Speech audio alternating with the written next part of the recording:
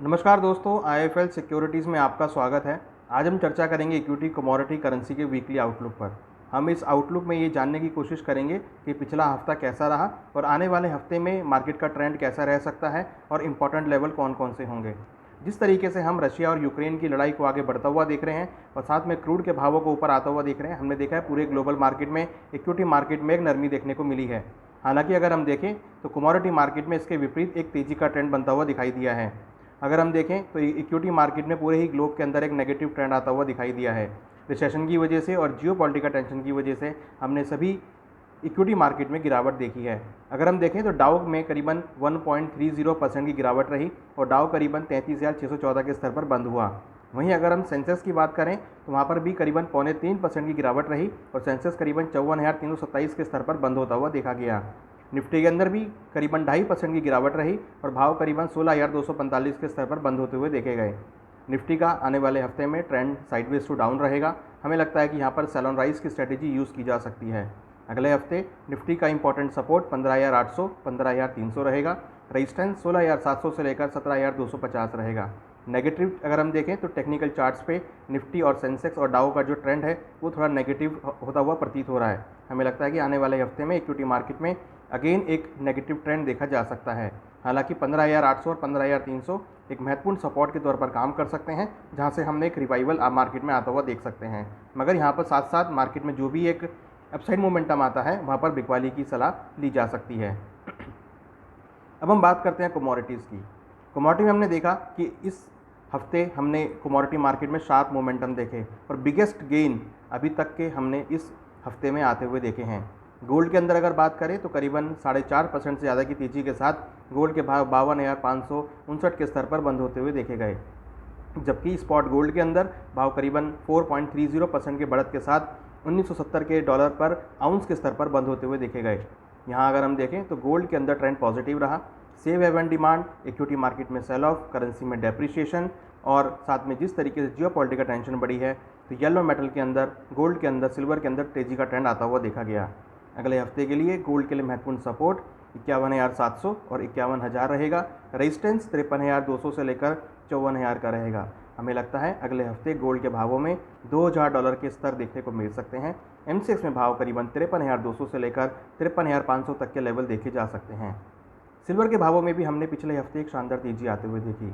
Silver के भाव करीबन 6.5% की तेजी के साथ 69,170 के स्तर पर बंद होते हुए देखे गए। वहीं स्पॉट सिल्वर में भाव करीबन 6% की तेजी के साथ $25.60 पर आउंस के स्तर पर देखने को मिले। हमें लगता है अगले हफ्ते सिल्वर के भावों में जो तेजी का ट्रेंड बना है ये आगे भी जारी रहेगा। इंपॉर्टेंट सपोर्ट 68,000 से लेकर 66,000 और रेजिस्टेंस 70,500 से लेकर 73,000 के लेवल हो सकते हैं। हमारा मानना है अगले हफ्ते सिल्वर के भाव $27 के लेवल को छू सकते हैं और एमसीएक्स में करीबन 70,000 से लेकर 73,000 तक के लेवल सिल्वर में देखे जा सकते हैं। अब हम बात करते हैं बेस मेटल्स की। पिछला हफ्ता बेस मेटल में शानदार तेजी के साथ रहा और बिगेस्ट गेन हमने बेस मेटल में आते हुए देखे। कॉपर के भाव करीबन 9.5% की तेजी के साथ 840.30 के स्तर पर बंद होते हुए देखे गए। यहाँ पर कॉपर में महत्वपूर्ण सपोर्ट 810 और 780 रहेगा। रेजिस्टेंस 865 से लेकर 880 रहेगा। हमें लगता है कॉपर के भावों में तेजी का ट्रेंड जारी रहेगा और ऊपर में भाव 860 से लेकर 870 का लेवल हो सकता है। जिंक के भाव करीबन 11.5% की तेजी के साथ लाइफ टाइम हाई 335.30 के स्तर पर बंद होते हुए देखे गए। जिंक में महत्वपूर्ण सपोर्ट 315 और 300 का लेवल रहेगा। रेजिस्टेंस 350 और 365 रहेगा। हमारा मानना है जिंक के अंदर अगले हफ्ते 345 से लेकर 350 तक के स्तर देखे जा सकते हैं। इस बार हमने लेड के अंदर भी एक पॉजिटिव क्लोजिंग आते हुए देखी। लेड के भाव करीबन 1.5% से ज़्यादा की तेजी के साथ ऑलमोस्ट 2% की तेजी के साथ 189.30 के स्तर पर बंद होते हुए देखे गए। लेड में इंपॉर्टेंट सपोर्ट 182 और 174, रेजिस्टेंस 196 से लेकर 201 का रहेगा। हमारा मानना है लेड के अंदर भी पॉजिटिव ट्रेंड देखा जा सकता है।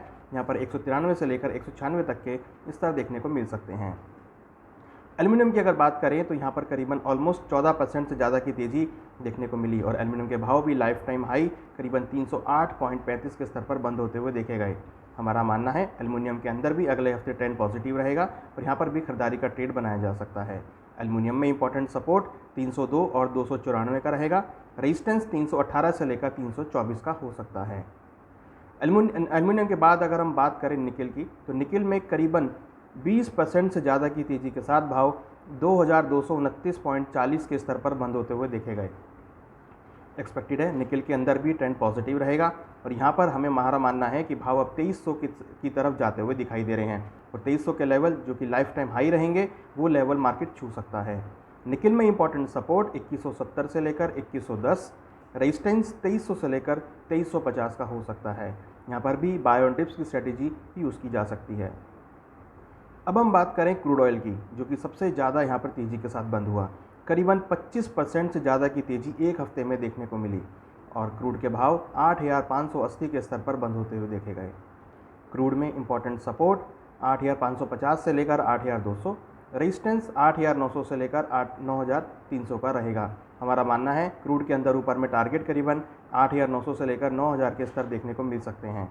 जिस तरीके से क्रूड में तेज़ी बनी है, हमें लगता है कि क्रूड के भावों में आगे वाले दिनों में अगेन तेज़ी रहेगी और भाव ऊपर में 9000 तक के स्तर को छू सकते हैं। तो कहीं ना कहीं क्रूड के भावों में जिस तरह हमने तेज़ी बनते हुए देखी है, ये तेज़ी आगे भी जारी रहेगी। जिस तरीके से हमने देखा है क्रूड में सप्लाई शॉर्टेज है, जियोपॉलिटिकल टेंशन है, यहाँ पर भावों को सपोर्ट मिलता हुआ दिखाई देगा। इस हफ्ते हमने नेचुरल गैस के अंदर भी तेज़ी आते हुए देखी है। नेचुरल गैस के भाव 12.27% की तेज़ी के साथ 378.70 के स्तर पर बंद होते हुए देखे गए। नेचुरल गैस में इंपॉर्टेंट सपोर्ट 355 और 330, रेजिस्टेंस 400 से लेकर 430 का रहेगा। नेचुरल गैस में अगले हफ्ते 400 से लेकर 405 तक के टारगेट देखने को मिल सकते हैं, तो यहाँ पर भी खरीदारी की सलाह रहेगी। अब हम बात करते हैं करेंसी की। करेंसी की अगर बात करें तो हमने इस बार USD INR में करीबन 1.02% की तेज़ी आते हुए देखी। रुपया यहाँ वीक होकर ट्रेड होता हुआ दिखाई दिया और यहाँ पर 76.35 के स्तर देखने को मिले। जिस तरीके से करेंसी मार्केट वीक हो रहा है, इक्विटी मार्केट में गिरावट देखने को मिली है, तो सभी करेंसी के अंदर हमने डेप्रिसिएशन आते हुए देखा है और रुपये के अंदर भी यहाँ पे हमने डेप्रिसिएशन को देखा है। रुपये के यहाँ पे जो लेवल्स हैं, नीचे में सपोर्ट 75.90 से लेकर 75.30 और रेजिस्टेंस 76.60 से लेकर 77 के लेवल यहाँ देखे जा सकते हैं।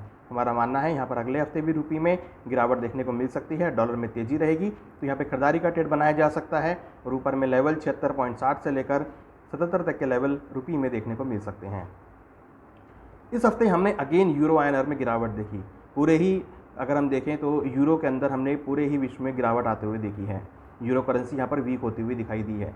यूरो INR के अंदर हमने करीबन 0.77% की गिरावट देखी और 83.97 के लेवल आते हुए देखे गए।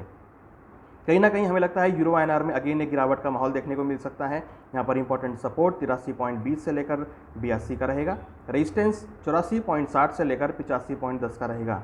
हमारा मानना है यूरो INR में बिकवाली का ट्रेड बनाया जा सकता है। यहाँ पर 83.20 से लेकर 82.50 तक के लेवल देखने को मिल सकते हैं। करेंसी में डेप्रिसिएशन आगे भी जारी रह सकता है, तो करेंसी के अंदर डेप्रिसिएशन का ट्रेड बना के चला जा सकता है।